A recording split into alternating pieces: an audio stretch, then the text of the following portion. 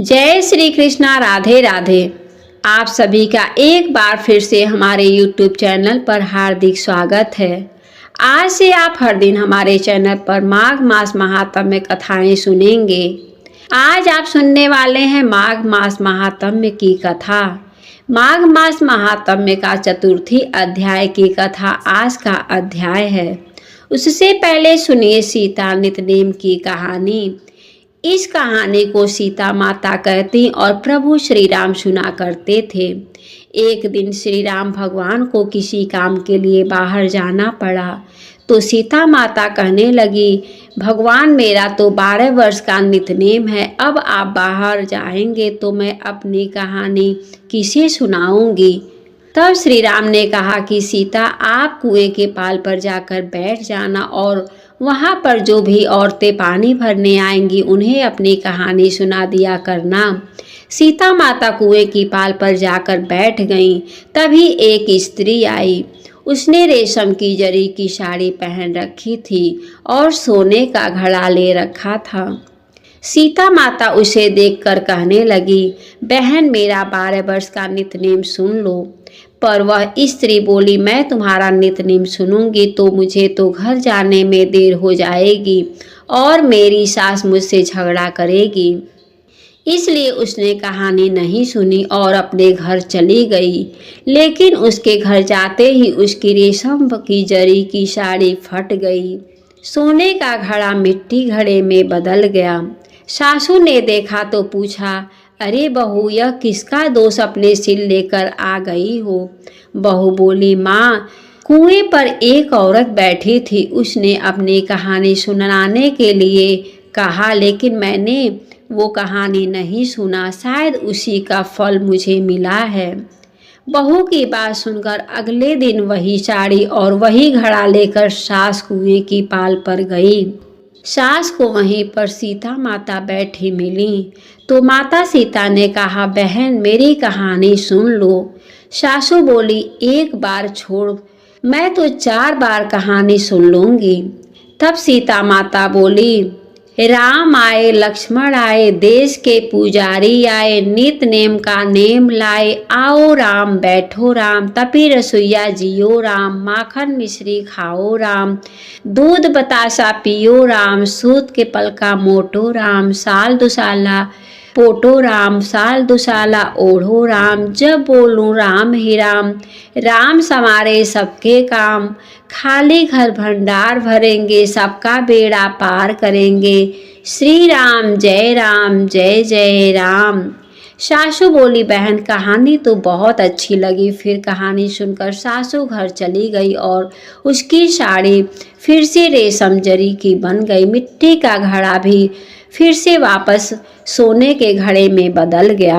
बहू ने देखा तो कहने लगी, सासू माँ आपने यह सब कैसे किया। सासू बोली, बहू तू दोष लगा कर आई थी और मैं अब दोष उतार करके आ रही हूँ।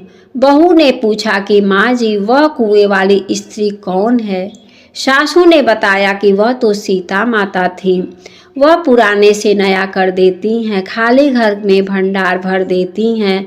वह लक्ष्मी जी का वास घर में कर देती हैं और मनुष्य की जो भी इच्छा हो उसे पूर्ण कर देती हैं। बहू बोली, माँ जी फिर तो ऐसी कहानी मुझे भी सुना दो। सास बोली कि ठीक है तुम भी सुन लो। फिर सास ने कहानी शुरू की। राम आए लक्ष्मण आए, देश के पुजारी आए, नित नेम का नेम लाए, आओ राम बैठो राम, तपी रसोइया जियो राम, माखन मिश्री खाओ राम, दूध बतासा पियो राम, सुत के पलका मोटो राम, साल दुसाला पोटो राम, साल दुसाला ओढ़ो राम, जब बोलूं तब राम ही राम, राम संवारे सबके काम, खाली घर भंडार भरेंगे, सबका बेड़ा पार करेंगे, श्री राम जय जय राम। कहानी सुनकर बहू बोली, माँ जी कहानी तो बहुत अच्छी है। सासू ने कहा, ठीक है अब तो हम सब इस कहानी को रोज किया करेंगे। सास बहू रोज सवेरे उठती, नहाती धोती और पूजा करने के बाद कहानी कहती थी। एक दिन की बात है, उनके यहाँ पड़ोसन की एक औरत आई और बोली कि बहन जरा सी आग दे दो। तो बहू बोली कि आग तो अभी हमने जलाई ही नहीं। पड़ोसन बोली फिर तुम सुबह 4 बजे से उठकर क्या कर रही थी? तो उन्होंने कहा कि हम तो सुबह सुबह उठकर पूजा करते हैं, फिर सीता माता का नित्यनेम की कहानी कहते हैं। पड़ोसन ने उनकी बात सुनकर फिर कहा कि सीता माता की कहानी कहने से तुम्हें क्या मिला? तब वे दोनों बोले कि सीता माता की कहानी कहने से घर में भंडार भर जाते हैं, सारे काम पूर्ण हो जाते हैं, मन की इच्छा भी पूरी हो जाती है। पड़ोसन ने कहा बहन अगर ऐसा है तो फिर मुझे भी कहानी सुना दो। तब बहू बोली कि ठीक है, तुम भी यह कहानी सुन लो। राम आए लक्ष्मण आए, देश के पुजारी आए, नित नेम का नेम लाए। आओ राम बैठो राम, तपी रसोइया जियो राम। माखन मिश्री खाओ राम, दूध बताशा पियो राम। सुत के बल का मोटो राम, साल दुसाला पोटो राम। साल दुसाला ओढ़ो राम, जब बोलो तब राम ही राम। राम संवारे सबके काम, खाली घर भंडार भरेंगे, सबका बेड़ा पार करेंगे। श्री राम जय जय राम। पड़ोसन ने इस कहानी को सुना तो कहने लगी बहन कहानी तो बहुत अच्छी लगी। अब वह पड़ोसन भी नित्यनेम प्रेम से सीता माता की कहानी कहने लगी। कहानी कहने से सीता माता ने पड़ोसन के भी धन के भंडार भर दिए। देखते ही देखते अब तो पूरे मोहल्ले में नित्यनेम की कथा चल पड़ी और हर किसी के मनोकामना पूर्ण होने लगी। हे सीता माता, जैसे आपने उन सभी के भंडार भरे वैसे ही हमारे भी भरना। कहानी कहने वाले और सुनने वालों और हुंकारे भरने वालों और सबका भरना। सभी प्रेम से बोलिए सीता मैया की जय।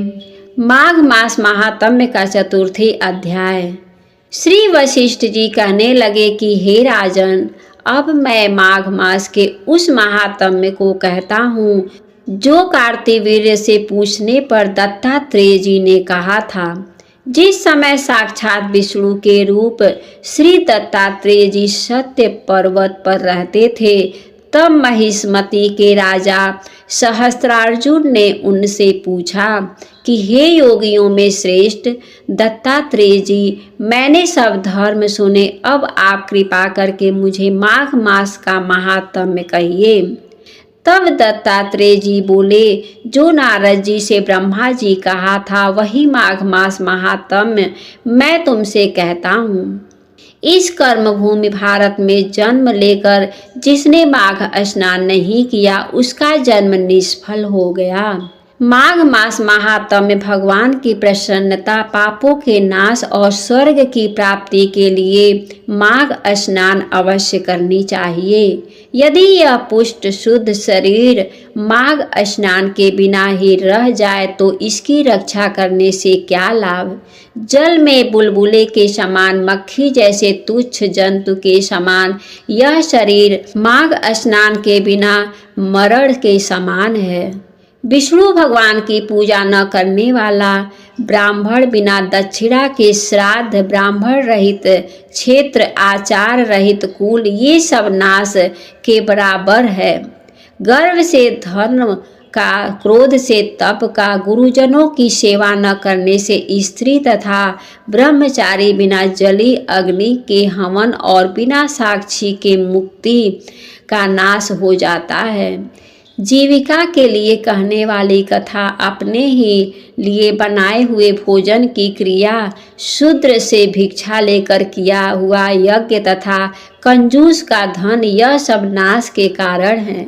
बिना अभ्यास और आलस्य वाली विद्या, असत्यवाणी, विरोध करने वाला राजा, जीविका के लिए तीर्थयात्रा, जीविका के लिए व्रत, संदेह युक्त मंत्र का जप, व्यग्न चित्त होकर जप करना, भेद न जानने वाले को दान देना, संसार में नास्तिक मत ग्रहण करना, श्रद्धा बिना धार्मिक क्रिया, यह सब व्यर्थ है। और जिस तरह दरिद्री का जीना व्यर्थ है, उसी तरह माघ स्नान के बिना मनुष्य का जीना व्यर्थ है।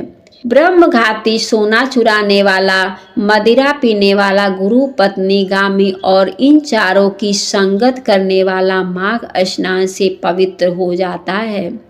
जल कहता है कि सूर्योदय से पहले जो मुझसे स्नान करता है, मैं उसके बड़े से बड़े पापों को नष्ट कर देता हूँ। महापातक भी स्नान करने से भस्म हो जाते हैं। माघ मास के स्नान का जब समय आ जाता है तो सब पाप अपने नाश के भय से कांप जाते हैं। जैसे मेघों से युक्त होकर चंद्रमा प्रकाश करता है, वैसे ही श्रेष्ठ मनुष्य माघ में स्नान करके प्रकाशमान होते हैं।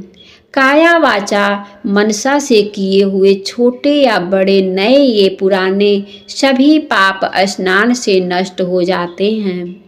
आलस्य में बिना जाने जो पाप किया हो वह भी नाश हो प्राप्त होते हैं। जिस तरह जन्म जन्मांतर के अभ्यास से आध्यात्मिक ज्ञान की प्राप्ति होती है, उसी तरह जन्मांतर अभ्यास से ही माघ स्नान में मनुष्य की रुचि होती है। यह अपवित्र को पवित्र करने वाला बड़ा तप और संसार रूपी कीचड़ को धोने की पवित्र वस्तु है। हे राजन, जो मनवांछित फल देने वाला मास स्नान नहीं करते, वह सूर्य चंद्र के समान भोगों को कैसे भोग सकते हैं। इति श्री पद्म पुराणांतर्गत चतुर्थो अध्याय समाप्त हुए। आज के अध्याय में बस इतना ही है। इसके आगे की कथा आप सभी कल के अध्याय में सुनिएगा। हमारे वीडियो को देखने के लिए आपको बहुत बहुत धन्यवाद। जय श्री कृष्णा। राधे राधे।